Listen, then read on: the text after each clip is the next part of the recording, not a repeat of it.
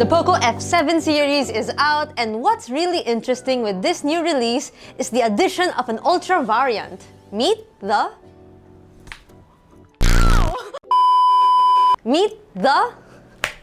POCO F7 Ultra. And as the name implies, it's packed with top-of-the-line specs and features we've ever seen on a POCO device. It's got the latest and greatest flagship from Qualcomm, the Snapdragon 8 Elite. And it's priced competitively compared to proper flagships running the same chip. But aside from that, what else does the POCO F7 Ultra have in store?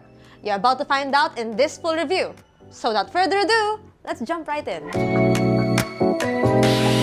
The first thing you'll definitely notice is the updated look, and the changes they made here are quite drastic. Gone is the regular slab from the F6 series and is now replaced by a circular camera island. It's not centered unlike the new recent models from other brands, and it's relatively smaller too. The lenses are still positioned on the upper left corner, while the dual-tone LED flash sits beside the circular module. Our unit is in this classic black and yellow color motif, and taking a closer look, the phone appears to have a two-tone finish. The upper part has a glossy effect while the bottom half is matte to the touch. Just like before, the glass back panel curves out to the edges, making it more comfortable to hold despite the flat frame. Speaking of the frame, it's still made of metal and it came in a black matte finish rather than a natural steel gray. While the F7 Ultra's design is decent in its own right, it doesn't really give out a premium look in my humble opinion. I know, yellow is POCO's color branding, but it's kind of too loud here. Thankfully, there's a black option for a more muted look. This honestly made us appreciate the design from last year's F6 Pro more, at least in the white colorway. The F6 Pro's camera layout looked way better, and the addition of a marble-like pattern surely made the phone look more interesting than this newer model. Not to mention, the POCO logo here on the F6 Pro is a bit more subtle and smaller than that of the F7 Ultra. Design is ultimately subjective, and besides, the F7 Ultra's primary focus isn't about its appearance, but rather its flagship tier performance. More on that later. Notably, a welcome improvement to the F7 Ultra is an IP68 rating for dust and water resistance. This is currently the highest level of protection, which matches that of an actual flagship device. To recall, the F6 Pro only had an IP54 rating for dust and splash resistance. For iOS, the power button along with the volume rocker sits on the right, while the top and left sides are blank.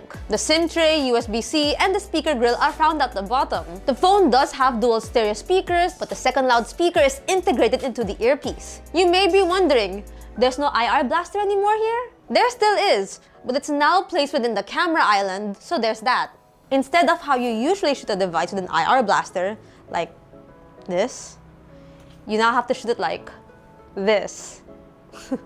Flip the phone over and you'll be greeted by its 6.67-inch 2K AMOLED display with a smooth 120Hz refresh rate and a peak brightness of 3200 nits. Interestingly, this peak brightness is slightly lower than the F6 Pro at 4000 nits.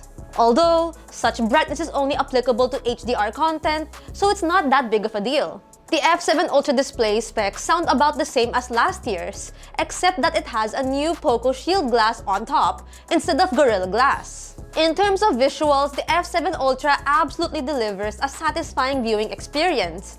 It's got vivid colors and deep blacks thanks to its AMOLED panel. As expected, it supports Widevine L1 for binge-watching HD content on Netflix and up to 4K Ultra HD streaming on YouTube. Adding to that is the phone's stereo audio, offering crisp details with a nice balance across the lows, mids, and highs. The bass is there too, though not as punchy as a proper flagship. It's deep enough for an enjoyable listening experience. For biometric security, the F7 Ultra uses an in-screen fingerprint sensor, but instead of an optical sensor, it now has an ultrasonic one. This is far more secure and slightly faster at recognizing my print. Plus, it's positioned more comfortably now, closer to the center on the screen. Now, let's talk about the cameras. The F7 Ultra comes with 3 cameras at the rear, a 50-megapixel primary sensor with OIS, a 50-megapixel telephoto also with OIS, and a 32-megapixel ultra-wide.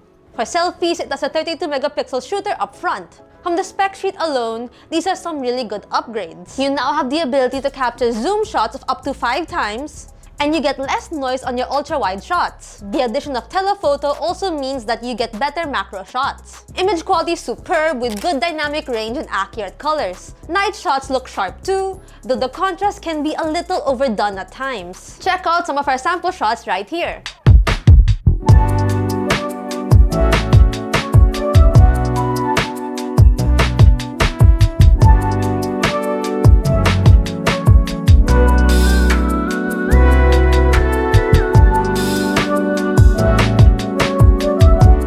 For video capture, this phone can shoot up to 4K at 60 frames per second, and the results? Pretty solid. You get nice contrast and colors. Both the main and telephoto sensors come with OIS, which definitely helps with stability. But a quick note, if you're shooting at 5 times zoom in low light, you'll notice some noise creeping in. Still, in well-lit conditions, the F7 Ultra's video performance really pops off. See more of our sample videos on screen. Hi guys, this is the POCO F7 Ultra shooting at 4K at 30 frames per second. So this is what the quality looks like. Here is color samples, and yeah. So what do we got? What do we think, guys? Are we feeling the quality? Let us know in the comments below. Moving on to performance, the POCO F7 is an absolute beast of a device. It boasts the latest Snapdragon 8 Elite flagship chipset from Qualcomm, and it's running the full version, mind you, so you can easily imagine what this thing is capable of. For config, our unit comes with 16GB of RAM and 512GB of storage. In Antutu, the POCO F7 Ultra easily surpassed a score of 2.3 million points, which is really impressive considering this ain't even a proper flagship device. The phone also crushed it on other tests, garnering really high scores in Antutu storage and in Geekbench. With these numbers, you can expect top-notch performance, especially when it comes to gaming. We mostly played Zenless Zone Zero with all the graphics settings cranked up to high, and it did not stutter one bit. Also, the phone debuts the so-called Vision Boost D7 display chip, which provides smart frame rate at 120 frames per second, enhanced graphics, and game HDR, or so POCO claims at least. Perhaps the only indication of this feature is when playing Asphalt Legends Unite, where there's an option to set the frame rate to 120 frames per second, which something like the POCO F6 Pro didn't have. Although this could mean that its chipset is powerful enough to handle such high frame rates consistently. It does get a bit warm after minutes of playing, but not too hot to the touch. Turning on to software, the POCO F7 Ultra runs Xiaomi's latest HyperOS 2 based on Android 15. Since it's got a very powerful chipset, animations are buttery smooth and snappy, and you can appreciate all the blurring elements across the UI. So far, we haven't encountered any issues or bugs whatsoever. Similar to Xiaomi's flagship, the F7 Ultra comes with nifty AI features. An overview of them can be found on the settings under the Xiaomi Hyper AI tab. There's Google to Search and AI App Boost, referring to built-in AI features inside system apps like Notes, Gallery, and Recorder. There's a handful of bloatware here, though you can easily remove or uninstall them. As of making this video, there's no info yet about how long Xiaomi will provide software support for the POCO F7 Ultra. But for reference, the POCO F6 Pro is promised to get 3 years of major OS upgrades and 4 years of security patches. In terms of battery life, the POCO F7 Ultra performs decent.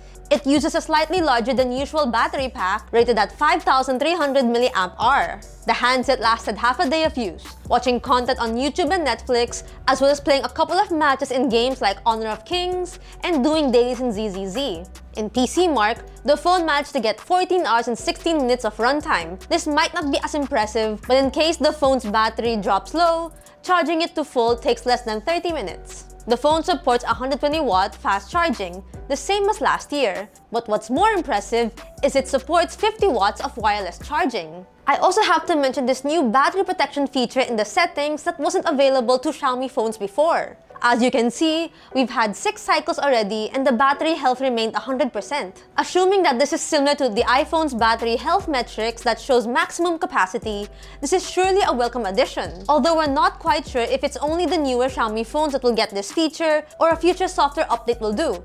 I hope it's the latter. Connectivity-wise, it's got all the essentials: 5G, NFC, the good old IL blaster like I mentioned earlier, Wi-Fi 7, and Bluetooth 6. Sadly, this iteration is still not eSIM capable. To wrap it up, The POCO F7 Ultra is a clear statement of what you can get when flagship performance meets aggressive pricing. With its flagship-level performance with Snapdragon 8 Elite, solid cameras, and features like 120-watt fast charging and 50-watt wireless charging, this phone is packing serious value for money. Sure, the design isn't necessarily going to win any awards, but it's hard to ignore the sheer performance this device delivers. As of making this video, the F7 series was technically under wraps, and we don't know about its pricing yet. But if POCO can keep this phone priced competitively, the F7 Ultra indeed offers all the high-end specs that you'd expect from a premium phone without the premium price tag. So if you're looking for a high-end performance device without emptying your wallet, the F7 Ultra is definitely one to watch. But hey, what do you guys think of the POCO F7 Ultra? Share your thoughts in the comment section below. If you find this content helpful and informative, give it a thumbs up. Subscribe to our channel, hit that bell icon to get notified of our future uploads. Follow us on our socials and visit ukitech.com for the latest tech news and reviews. Once again, this has been CJ and I'll catch you guys in the next video. Bye! See you later!